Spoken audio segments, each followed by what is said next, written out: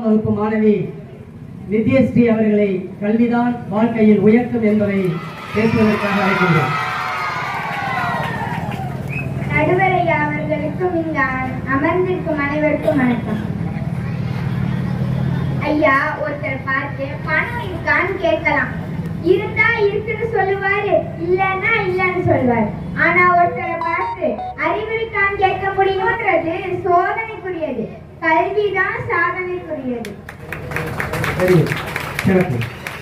ஐயா, நேத்து கூட ஒரு அம்மாவை பார்த்தேன். காதை சுத்தி நகைய குத்தி குத்தி வச்சிருக்கு. என்னம்மான்னு கேட்டா, செல்வத்துள் செல்வம் செவி செல்வமா.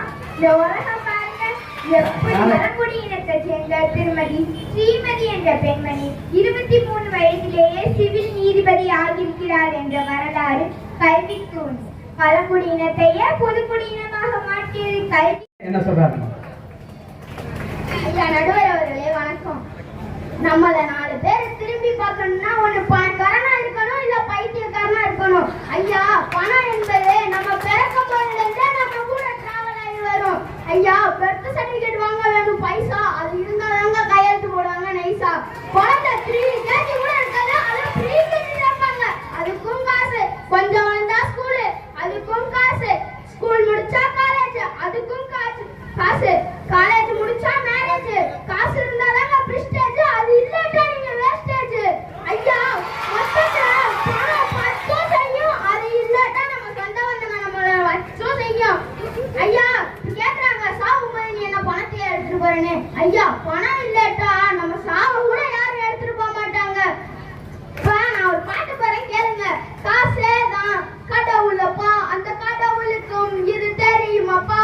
கைக்கு கைமாறு பண்ணமே, அதை கைப்பற்ற நினைக்குது மனமே.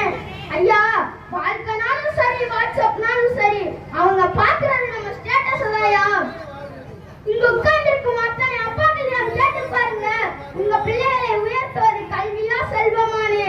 ஒரு எதிர்காலத்துல செல்வம் தாயா நம்மளை உயர்த்தும். ஐயா, இந்த உலகத்துல உள்ள எல்லா குழந்தைகளோட அம்மா அப்பாவும் எவ்வளவு சிரமமானாலும் பரவாயில்ல, என் புள்ள இந்த ஊர்ல பெஸ்ட் ஸ்கூல்ல தானே படிக்க வைக்கணும்னு நினைக்கிறாங்க.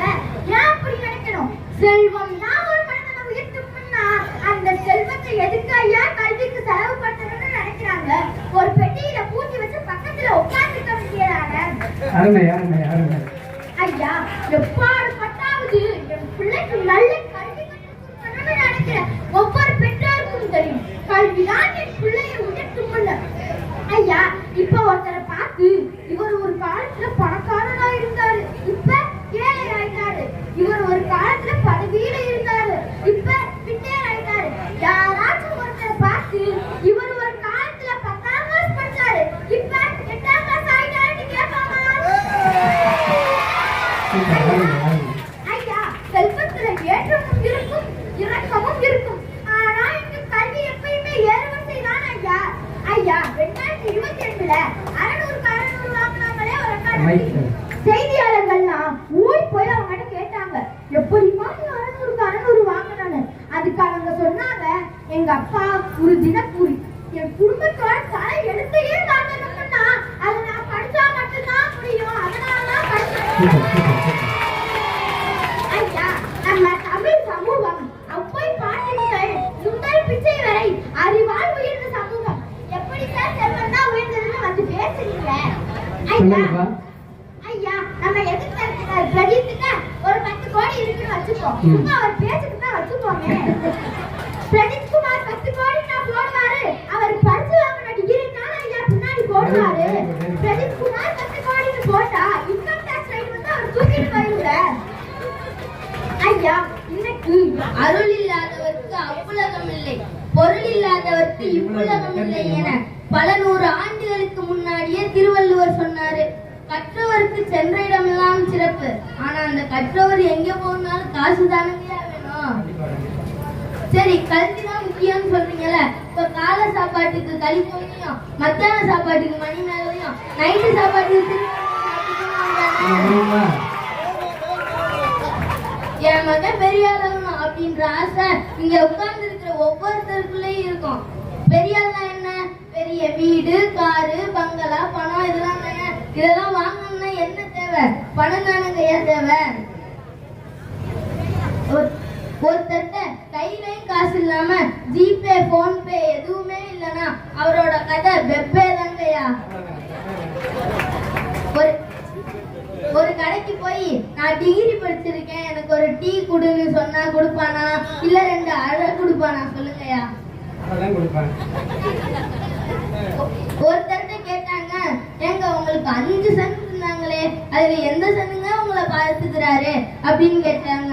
அதுக்கு அவர் சொன்னாரு, அட நான் பெத்த எந்த சன்னும் என்ன பாத்துக்கல, நான் வாங்குற பென்ஷன் தாங்க என்ன கவனிச்சுக்குதுன்னு சொன்னாரு.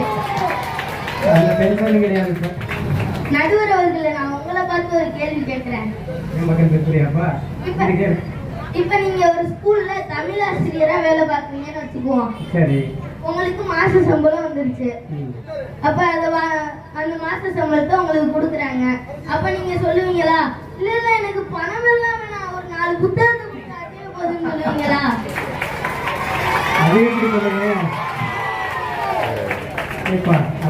ஒரு பழமொழி ஒண்ணு அழகா சொல்லுவாங்க, மணி இஸ் குட் சர்வெண்ட்னு. அதாவது பணம் தான் நமக்கு நல்ல பணியாளன். இன்னைக்கு உண்மையான நிலவரம் அப்படிதாங்க இருக்கு. உட்கார்ந்து இருக்கிற எல்லாத்தையும் பார்த்து ஒரு கேள்வி கேட்கிறேன். ஒரு சைடுல புத்தகமா அடுக்கி வச்சிருக்கோம், இன்னொரு சைடுல தங்க கட்டியா அடுக்கி வச்சிருக்கோம். இதுல ஆளுக்கு ஒண்ணு ஃப்ரீயா வாங்கிட்டு போங்கப்பா அப்படின்னா நீங்க எதை வந்து வாங்குவீங்க? புத்தகத்தை வாங்குறவங்க எல்லாம் கை தூக்குங்க. தங்க கட்டிய வாங்குறவங்க எல்லாம் கை தூக்குங்க. பாருங்க, தங்க கட்டிய வாங்குறவங்க தான் அதிகமா கை தூக்குறாங்க. நானும் தங்க கட்டி தான் வாங்கிக்கிறேன். கருவறை முதல் கல்லறை வரை சில்லறை அவசியம் என கூறி வள்ளுவரை பத்தி பேசுறாரு. எல்லா விதமான இலக்கியங்களையும் எடுத்து சொல்றாரு. ஐயா, இப்ப எதிர்த்தரப்பினர்கிட்ட ஒரே ஒரு கேள்வி ஐயா.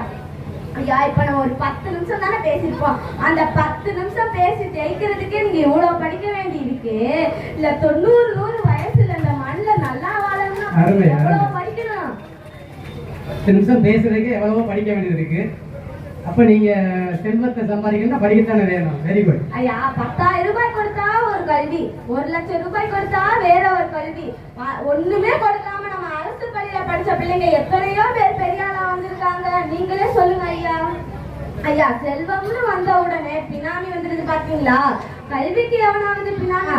ஒரு தாய் தாலி கொடியை கூட அடகு வைப்பா. எதுக்கு தெரியுமா? தன் புள்ள நல்லா படிக்கணும்னு அதை கூட அடகு வைப்பா. அதுதான் கல்வி. ஐயா, ஆல்பர்ட் நோபல் பெரிய பணக்காரர். அவரு படிப்பு வளர்வதற்கும் அறிவுத்துறைகள் இன்னும் விகசிப்பதற்கும் நான் பணத்தை எல்லாம் கொடுக்கிறேன்னு சொன்னாரு. பணத்தை விட கல்விதான் உயர்ந்தது என்று அவரே சொன்னார். ஐயா ஐயா, வறுமை எங்க இருக்கிறதோ அங்குதான் நர மீறல்கள் நடக்கின்றன எல்லாருமே சொல்றாங்க. உண்மையா? இல்ல, பணம் எங்க இருக்கிறதோ அங்குதான் நர மீறல்கள் நடக்கின்ற சமூகம். கல்வி ஒன்றுதான் ஒரு மாணவன் மாத்திரமல்ல, ஒரு குடும்பத்தின் தலையெழுத்தையே மாற்றும் வல்லமை வாழ்ந்தது. ஐயா, இப்ப உங்க பாட்டிகள் வாழ்ந்த வாழ்க்கை தான் இப்ப உங்க மகள்களும் வாழ்றாங்க. எப்படி மாறுச்சு? 100 வருஷத்துக்கு முன்னாடி இருட்டிலேயே தூக்கி எறியப்பட்ட பெண்கள் இன்றைக்கு ஒளி மிளிர இருக்கிறார்களே, என்ன காரணம்? கல்வி செல்வம். பிறகுதான் ஐயா பொருள் செல்வம். ஐயா, கல்வியை பற்றி நான் ஒரு கவிதை சொல்றேன், கேளுங்களே. கல்வி என்பது கடல், அதை கற்றுக் கொடுப்பது தொழில் அல்ல தவம். ஐயா, யார் நம்மை கைவிட்டாலும் கற்ற கல்வி என்று நம்மை கைவிடாதுங்க ஐயா. நடுவரை அவர்களே, செல்வம் செல்வம்னு சொல்றீங்களா? அந்த செல்வம் இன்னைக்கு வரும், நாளைக்கு போகும். கல்வியை இன்னைக்கு படிக்கலைன்னா 50 வயதுல போய் படிக்க முடியும். 5 விளையாடுறது 50 விளையுமா மக்களே? இப்ப ஒரு அரசு வேலை கிடைக்கிறதுக்கு பணத்தை கொடுத்தா கிடைச்சிருமா? அதற்கும் கல்வியை படிச்சாதானே கிடைக்கும். செல்வம் செல்வம்னு சொல்றீங்களே, நீங்க என்ன செல்வத்திலே வளர்ந்தீங்கன்னா எதற்கு கல்வி படிக்கணும்? அதற்கு வீட்டிலே இருந்துக்க வேண்டியதானே. பொருள் செல்வம் குறைந்து கொண்டே போகும், ஆனால் கல்வி செல்வம் ஒருபோதும் குறையாது, உயர்ந்து கொண்டேதான் போகும். கல்வியே அழியாத செல்வம்னு சொல்றேன். கல்வி கற்பது தவம், அதை கற்பிப்பது வரம். யார் நம்மை கைவிட்டாலும் கல்வி என்று நம்மை கைவிடாதீங்க. ஆகையால் கல்வியே சிறந்தது என்று கூறிய ஐயா, பட்டிமன்றத்தில் பேச இங்க வந்திருக்கிற அந்த குழுவில் இருக்கிறவங்க ஏதாவது ஃபீஸ் கட்டிட்டு வந்தாங்கன்னு கேட்டு சொல்லுங்க. இல்லையே, அது எங்க ஆசிரியர்கள் கட்சி கொடுத்த கல்வினால தான் நீங்க பேச முடியாது இல்லைன்னு சொல்ல முடியும்.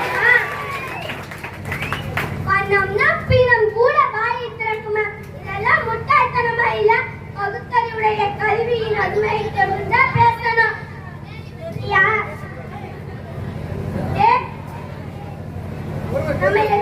நம்ம எல்லாத்துக்கும் நடந்த ஏபிஜே அப்துல் கலாம் ஐயா அவர்கள் படிப்பால் கல்வியால் பெருமை பெற்றாரா இல்ல செல்வத்தால் பெருமை பெற்றாரா?